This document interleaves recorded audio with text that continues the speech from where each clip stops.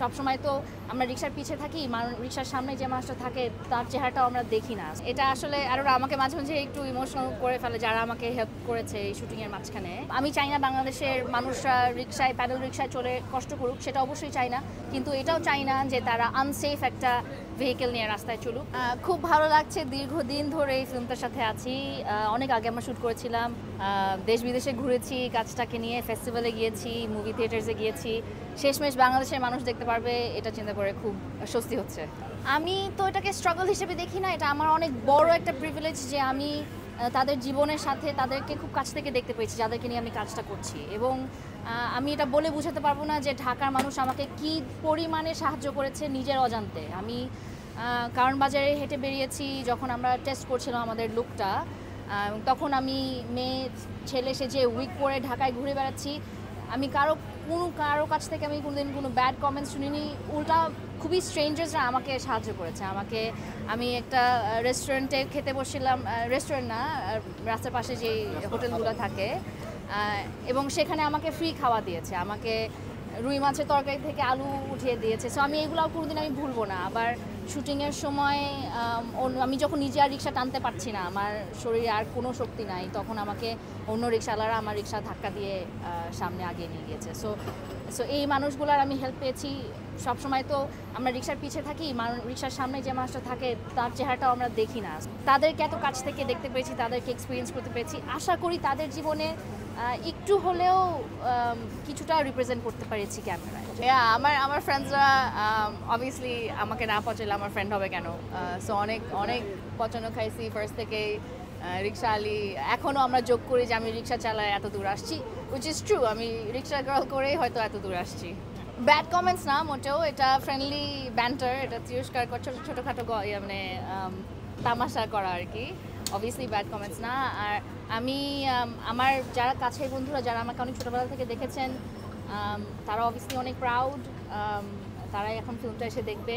আমার অনেকগুলো বন্ধু অলরেডি নিউ ইয়র্কে তারা প্রিমিয়ারে শোতে এসেছিলো, এবং মানে আমি খুবই গ্রেটফুল। তারা আমাকে সারা জীবনই, আমার একটা স্টোরিটেলিংয়ের অভ্যাস ছিল ছোটোবেলা থেকে, সেটাকে তারা সারা জীবনে এনকারেজ করেছে।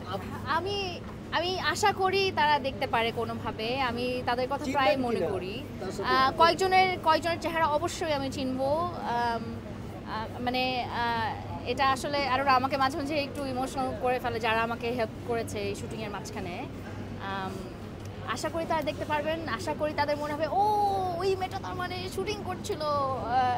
So that would be nice. আমি বলি ভাই এত জোরে চালান না, আস্তে চালান। যেহেতু আমি রিক্সা চালাইছি এবং আমি মোটর রিক্সা চালানোর চেষ্টা করছিলাম লাস্ট ইয়ার যখন আসছিলাম দেশে, তো এখন আমার অনেক ওপিনিয়ন আছে রিক্সা নিয়ে, যেটা হয়তো থাকা উচিত না, I am not an expert. তারপরেও ধরেন এখন মোটর রিক্সা যা চলছে সব কিছু মিলিয়ে, হ্যাঁ একটু তো কয়েকটা ঝগড়া হয়েছে, আবার অনেক ভালো মোমেন্টসও হয়েছে। হ্যাঁ, এলিট রাস্তাঘাটের বিষয়টা আমি এভাবে দেখি না, সেটা তো আসলে সিটি ম্যানেজমেন্টের বিষয়। সিটি ম্যানেজমেন্ট আর ক্লাস দেয়ার ডিফারেন্ট থিংস।